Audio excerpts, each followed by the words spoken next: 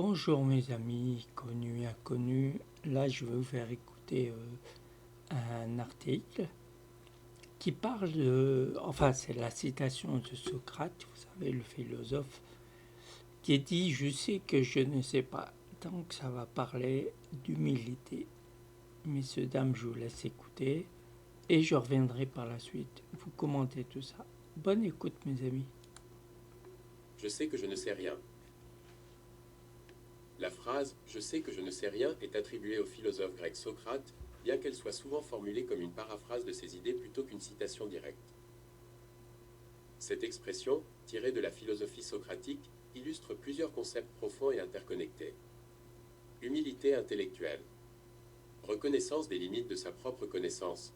En admettant qu'il ne sait rien, Socrate démontre une ouverture d'esprit et une volonté d'apprendre. Cette humilité est essentielle pour le développement personnel et la quête de la vérité. Évitement de l'arrogance, cette attitude prévient l'arrogance intellectuelle qui peut empêcher la croissance et l'acquisition de nouvelles connaissances. Sagesse. Savoir qu'on ne sait rien est un début de sagesse, la prise de conscience de son ignorance est le premier pas vers la véritable compréhension. Cela encourage une curiosité continue et une recherche active de la connaissance.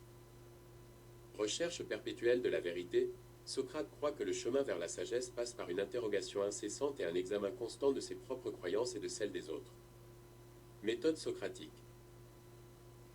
Questionnement et dialogue. Socrate utilisait le dialogue et le questionnement pour aider les autres à reconnaître leurs propres lacunes de connaissance. Ce processus, appelé maïeutique, visait à faire accoucher les idées chez les autres en révélant les contradictions et les incohérences dans leurs pensées. Exploration collaborative. Plutôt que de fournir des réponses définitives, Socrate engageait ses interlocuteurs dans un échange de questions-réponses pour qu'ils puissent découvrir par eux-mêmes des vérités plus profondes. Implication pour acceptation de soi. En reconnaissant ses propres limites et en adoptant une approche ouverte et curieuse, on peut développer une meilleure acceptation de soi et des autres. Cela mène à une réduction de l'anxiété liée à la perfection et au contrôle.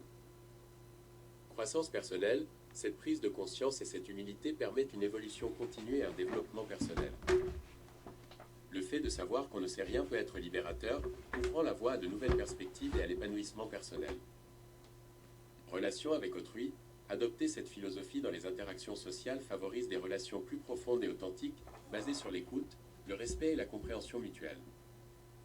Croissance personnelle, cette prise de conscience et cette humilité permettent une évolution continue et un développement personnel.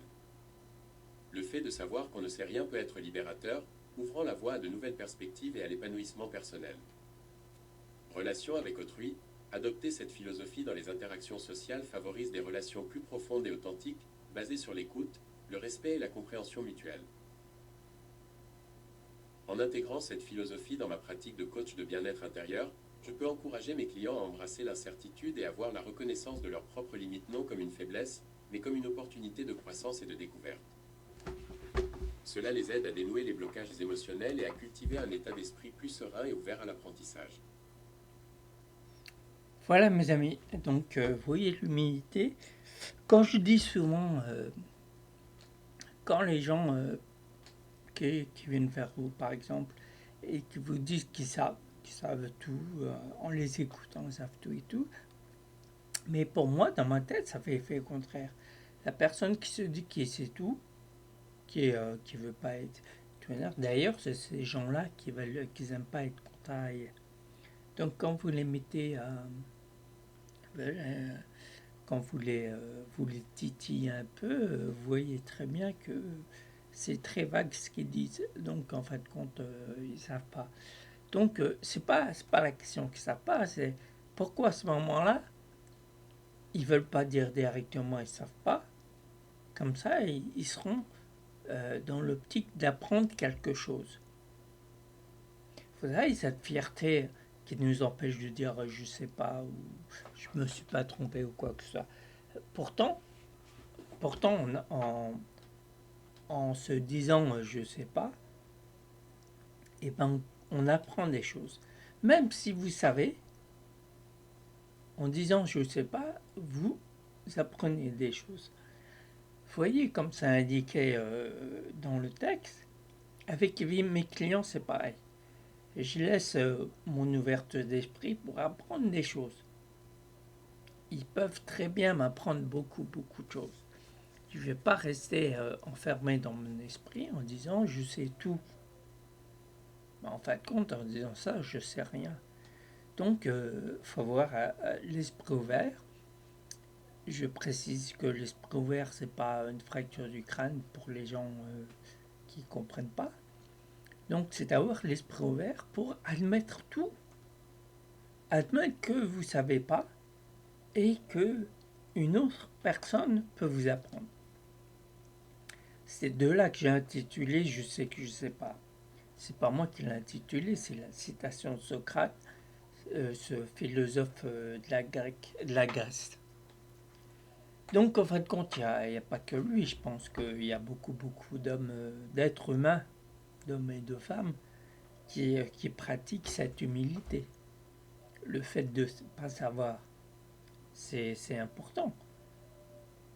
Pourquoi je dirais à un moment donné que je ne sais pas, je dirais je sais. Donc, je m'empêche moi-même d'apprendre des choses que je ne sais pas, alors que j'ai cette arrogance de dire je sais. Et au plus profond de moi, je sais que je ne sais pas. Je ne sais pas si vous me suivez, mais voilà, il faut garder son humilité. Faut admettre qu'il y a des moments où vous ne savez pas, que vous vous trompez. Et au moment que vous ne savez pas que vous vous trompez, que vous l'acceptiez pour que vous soyez ouvert à d'autres explications, pas que la vôtre.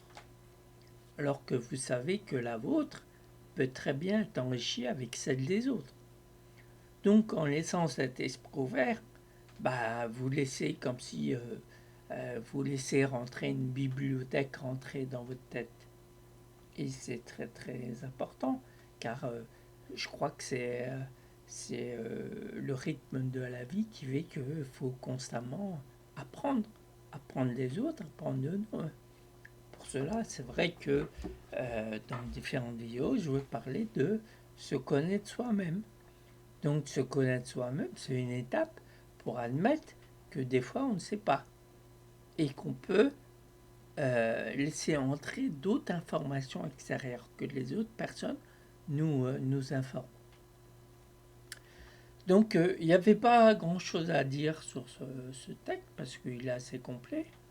Ah oui, à propos, pour ceux qui ne connaissent pas mon blog, voici l'adresse www.conversationhypnotique.fr, conversation hypnotique en un seul mot. Je répète, www.conversationhypnotique en un seul mot.fr. J'ai créé un e-book pour vous faire comprendre le principal de la conversation hypnotique. Et vous verrez que c'est une approche assez douce, assez tranquille. Sur ces quelques mots, messieurs, mesdames, je vous laisse. Je vous dis bonne soirée ou bonne journée. Et je vous dis à très vite pour de nouvelles aventures. Au revoir.